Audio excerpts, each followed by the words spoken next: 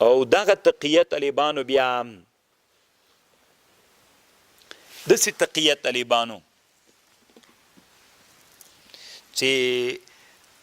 کافر سره مدارات کوي. یو کافر د طالبانو تقیه په دې معنا باندې تقیه نه ځان پې ساتي، کافر سره مدارات کوي. یو طالبانو مداهنه ده، یو مدارات دي. مداهنه دې ته ویل کیږي چې دا دین رواخلې کافر ته دا دین استعمالوي په دین دنیا ګټي، دې ته مداهنه وي، دا حرامه ده. یو مدارات د طالبانو مدارات دې ته ویل کیږي چې دنیا باندې دنیا ګټي،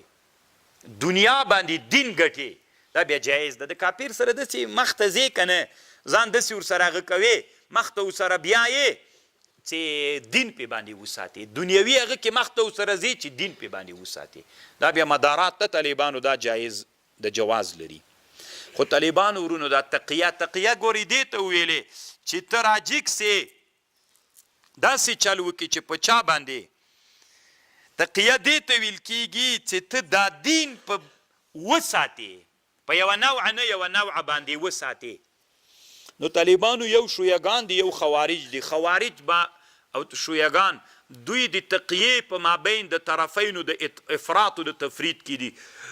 خوارج بیخي څوک مني نه تقیه، حتی هغه صحابي چې په مانځه باندې ولاړو هغه اس یې چې زورونه ترنه وهل بریده اسلمي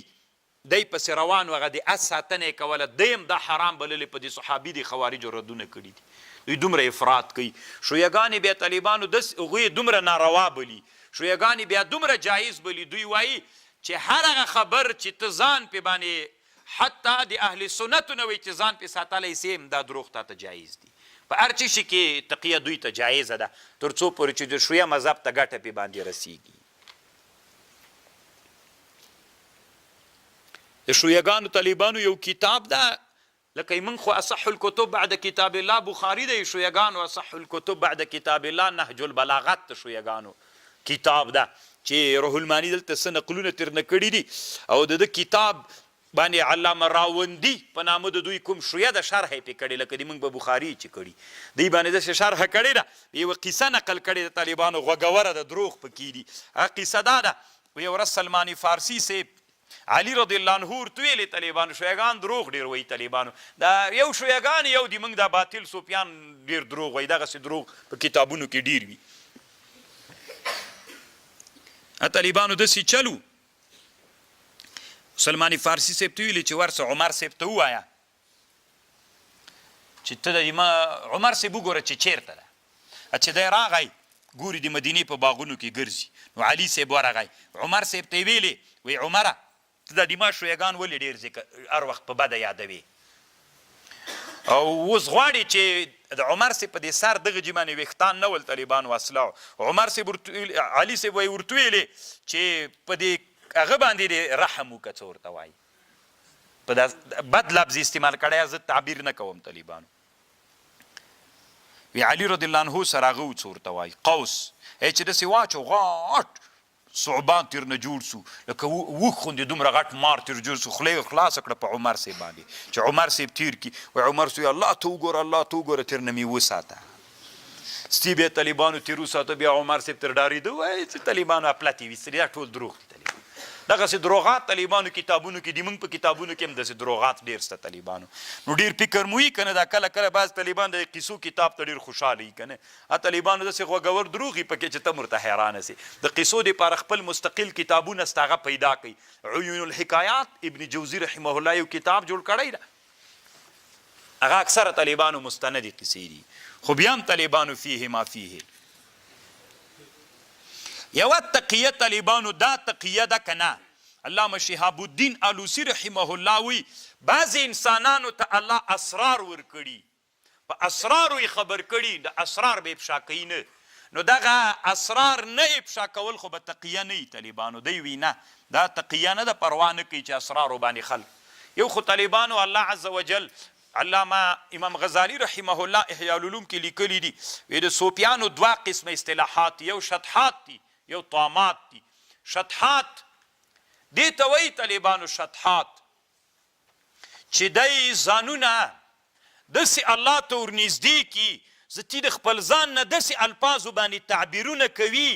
چې بیخي طالبانو د کفر الفاظ وي دا ناروا ده دې ته شطحات وي حتی دی وایي څه ورته وایي امام غزالي وایي دا سړی زه تی ځان داسې ښیي ته به شکوې الله سره وایي الله ته مې داسې ویلي الله داسې راته ویلي ما داسې ورته ویلي ده داسې راته ویلي او کله بیا راوځي طالبانو وایي سبحاني معظم شاني ما فی الجبة الا الله داسې کفري الفاظ استعمالوي دا هغه ناروا بللي دي دې ته شطحات وایي طالبان یو طامات دي طامات دې ته ویل کېږي چې د یو لفظ نه باطني معنا اخلي ظاهري معنا نه اخلي هغه باطني معنا هېڅکله دغه لفظ نه مراد وي نه دوی طالبانو هغه معنا ترې دا طامات دي امام غزالي هلم کې وایي دا دواړه ناروا دي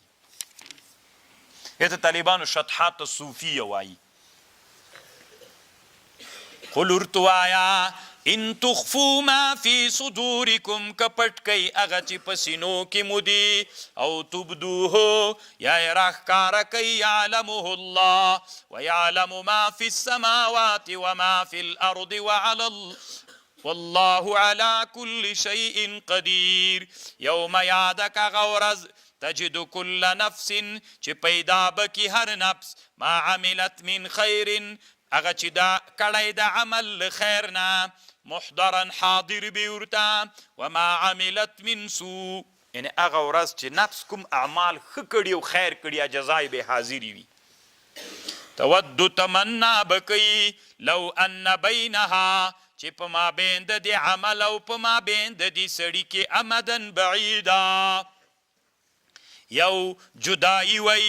بعیده لري کنده بعیده وی داسې و کنده وی چې ما او دا مو بیخي سره لیدلي نه وی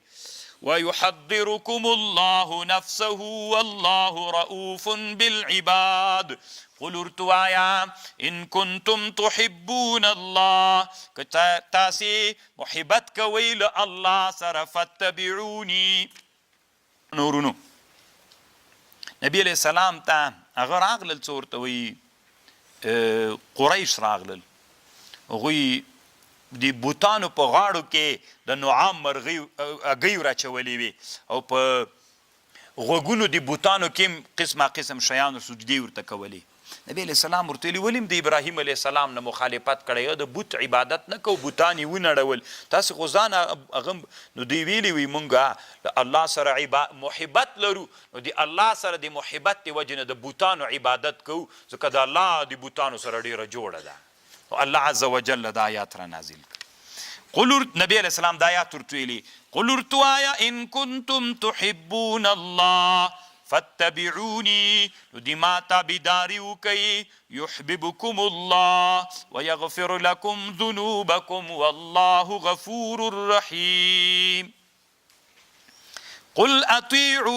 ارتوایا اطیعوا الله والرسول فإن تولوا فإن الله لا يحب الكافرين إن الله اصطفى آدم ونوح وآل إبراهيم وآل عمران على العالمين ذرية بعضها من بعض ذرية بعض لبعض ندى والله سميع عليم